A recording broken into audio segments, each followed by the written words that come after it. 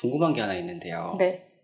제 친구들을 보면은 결혼하고 아이를 낳으면 카카오톡 프로필 사진이나 네. 대문 사진 이런 네. 거를 다 자기 아이의 얼굴을 이렇게 해놓더라고요. 그렇죠. 많죠.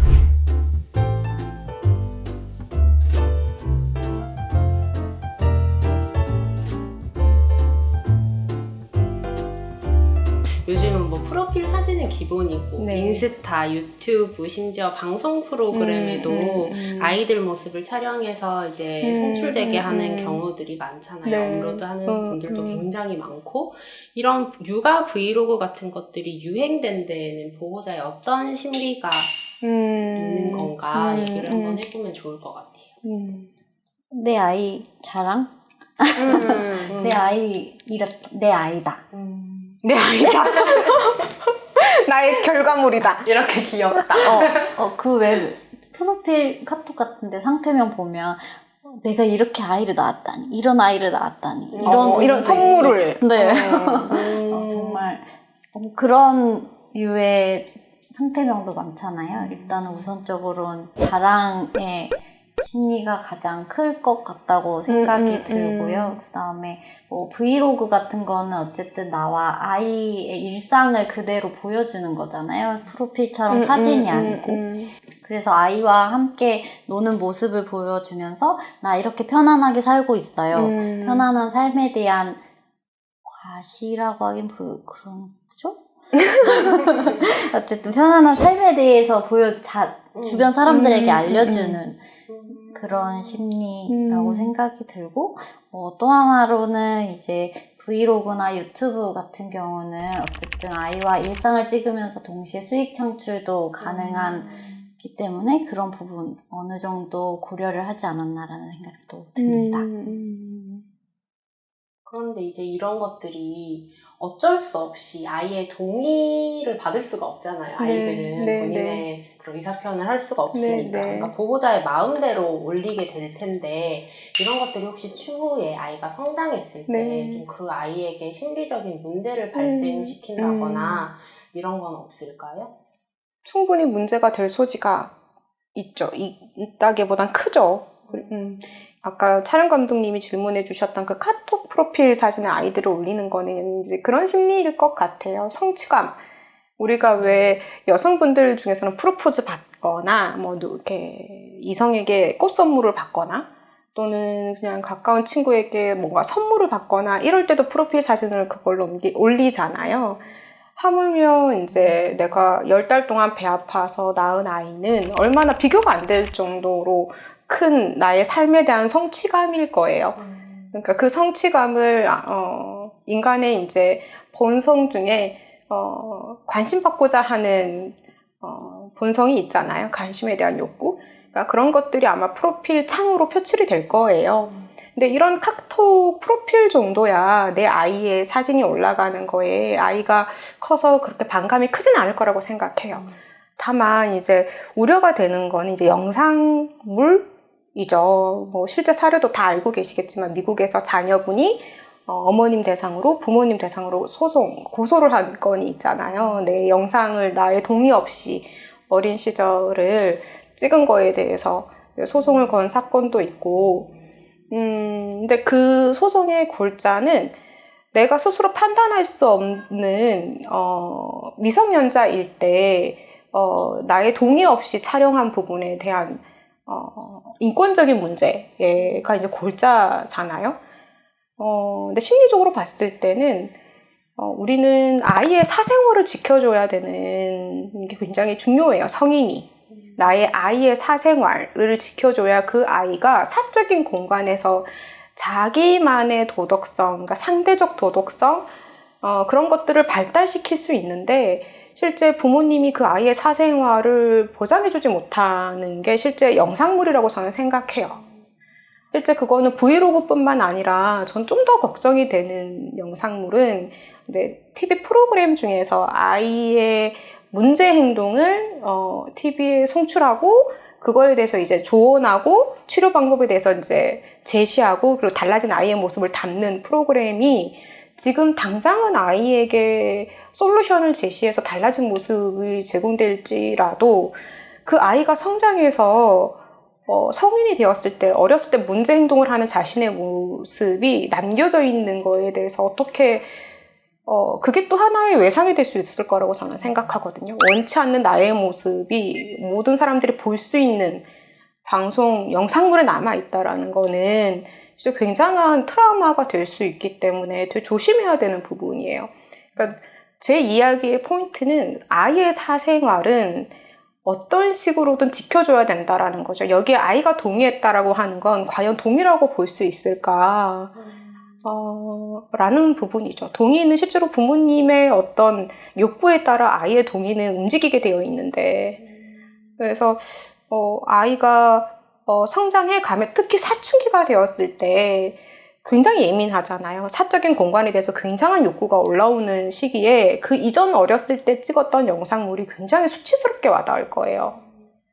근데 그 수치스러움을 낯선이가 주는 것도 아니고 나의 부모로 인해서 수치심이 올 때는 굉장히 큰 혼란감이 올 거예요. 왜냐하면 그 부모를 미워할 수도 없고, 부모 입장에서는 기록을 남기기 그렇죠. 위해서. 추억이다라고 얘기를 할 거고, 그래서 아이는 굉장히 양가 감정을 느낄 거예요. 이해를 해야 한다라는 생각과 마음 깊숙이는 화가 나는 감정과, 실제로 이런 갈등들이 아이들의 사춘기에 굉장히 많은 영향을 미치거든요. 그래서 이런 아이를 키우는 그런 영상물, 양육의 영상물들이 부음인데, 부모님들이 여기에 아이의 심리 상태를 조금 이해를 하고 촬영을 해야 되지 않을까, 그리고 조심해야 되지 않나 라고 생각을 해요. 경각심을 좀 가지고 있었으면 좋겠어요. 예쁜 모습을 아무리 올리고 싶더라도 한 번 더 생각을 그렇죠. 해보고. 그 예쁜 건 제 눈이거든요. 아이가 커서 봤을 때는 그 이쁜 모습이 부모님이 봤을 때 이쁜 모습이랑은 다를 거란 말이에요. 나는 그 모습이 커서 봤는데 그 아이의 그 모습이 내 모습은 나는 이쁘지 않아요. 그걸 남들이 보고 보여주고 싶지 않아요. 그리고 이쁘든 안 이쁘든 보여주고 싶지 않을 수 있잖아요. 근데 그렇단 말이죠, 어른들은. 이거 얼마나 예뻐. 예쁜데 뭐 어때? 맞아요. 진짜 그런 거 있잖아요. 저희 뭐 중고등학생 때도 엄마 아빠는 뭐 그냥 지금 이게 예쁘다고 하는데 그 모습이 정말 마음에 안 맞아요. 들잖아요. 그런 것들이 계속 불만으로 남을 수도 있겠다라는 생각이 드는데. 그쵸. 근데 이제 부모 입장에서는 제가 생각했을 때 진짜 자랑을 하고 싶기도 할 것 같아요. 그럴 때는 그냥 비공개된. 그렇죠. 맞아요. 전체 공개가 아니라 뭐 친구 공개라든지 이런 걸로 하는 게 좋지 않을까라는 생각이 들어요. 네. 그렇죠. 그러니까 비공개여야 하죠. 사생활이잖아요. 요즘은 워낙 인스타그램에 업로드를 한 것도 그게 영원 자료가 거의 남더라고요. 맞아요. 그게 구글에 그냥 치기만 해도 옛날에 진짜 막 몇 년 전에 올렸던 사진들도 다 떠요. 막 그런 것들 내가 삭제를 했는데도 떠있고 이런 것들이 있기 때문에 진짜 잘 생각하시고 하셔야 될 것 같아요. 저는 제 얼굴이 어딘가에 나오는 거에 대해서 별로 그렇게 아무렇지 않아요. 그래서 이 유튜브 촬영할 때도 실제로 그렇게 크게 걱정하지 않았고, 웬만하면 예쁘게 잘 찍어주시겠지, 뭐 이런 것도 있고, 뭐 인스타에 올라가거나, 뭐 프로필 사진에 제 얼굴이 뭐 친구들이 찍어놓은 사진을 올리거나 이러는 것도 저는 크게 뭐 신경을 쓰지 않는데, 다솜 쌤은 신경을 좀 쓰시는 편이시잖아요. 프로필 그렇죠? 사진도 얼굴로 안 해놓으시. 아, 네, 맞아요. 제가 한 번 올렸다가 한 소리 들었어요. 그러니까 왜 내 허락을 받지 않고 올렸냐. 잘 나온 거 올렸으면 제가 아무 말도 하지 않았겠죠. 근데 제가 여기서 다솜쌤한테 했던 말에 제가 반성을 했던 걸 얘기를 하고 싶어서. 그러니까 저는 다솜이가 너무 이쁜 거예요, 제 눈에. 그쵸? 제 눈에는 다솜이가 뭘 해도 이쁜 거예요. 그래서 다솜이한테 했던 말이 예쁘게 나왔는데 뭐. 근데 이게 굉장히 과하게 얘기하면 이것 또한 폭력적인 거예요. 내 눈에 그렇게 보인다고 해서 상대방의 욕구를 상쇄시키면 안 된다라는 거죠. 이렇게 동등한 성인 입장에서도 그런데 나보다 어린 친구에게 성인이 주는 너 이뻐서 괜찮아 라고 얘기를 할 때 그 아이는 그거에 대해서 싫은 거에 대해서 언어적으로 잘 이야기하지 못할 거란 말이에요. 그러니까 부모님들이 훨씬 더 경각심을 가지고 더 많은 조심을 해서 아이의 영상이나 사진을 송출하는 것에 한 번 더 고심하고 조심하셔야 되는 부분이 있는 거죠. 그러면 이미 내보내신 분들이 많잖아요. 네. 나중에 아이가 그걸 보고 정말 싫다고 그래요. 네. 그러면 그때는 어떻게 대처를 100번 사과해야죠. 제가 저희 부모님은 이 영상을 안 보실 테니 하는 얘기면 제가 부모님들한테 가장 상처받을 때는 부모님들이 저한테 잘못했을 때가 아니에요. 엄마 아빠 이런 부분 잘못했다고 난 생각해 라고 했을 때 그걸 어떤 식으로든 다른 말로 무마하려고 할 때 저는 상처받거든요. 그러니까 미안해. 그때 엄마가 그래서 너가 상처받았구나. 엄마의 실수야. 잘못했어. 미안해. 이 한마디면 실제로 아무 일도 없었던 거가 되는데 더 큰 상처가 되는 거는 그게 뭐 어때서. 다들 엄마가 그렇지. 이런 얘기이거든요. 그러니까 지금 당장 아이의 영상을 송출하는 것에 조심도 해야 되지만 나중에 그걸로 아이가 이야기를 했을 때는 정말 진심 어리게 사과해야 돼요. 그때는 너도 다 같이 즐거웠어. 너 이쁘게 나왔어.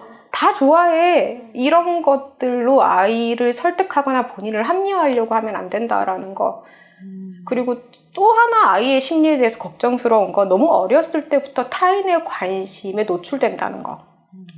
그거는 부모가 그런 성향을 가진다라는 내 부모가 그런 성향을 가진 거 때문에 나까지 그런 성향을 학습받을 수 있잖아요. 타인이 나를 얼마나 많이 보는지, 나를 좋아해 주는지, 신경 써 주는지, 좋은 피드백이 있는지 없는지 너무 어렸을 때부터 그걸 학습받아요. 그러니까 그 아이는 어렸을 때부터 타인이 관심이 주면 나는 괜찮은 사람이고, 우리 아까 전에 얘기했던 것처럼 내가 타인의 관심이 별로 없으면 나는 인기가 없으면 존재 가치가 없는 사람이 돼버릴 가능성이 커요. 타인의 관심을 먹고 자라는 아이처럼. 그것도 부모님이 좀 생각해 보셨으면 좋겠어요.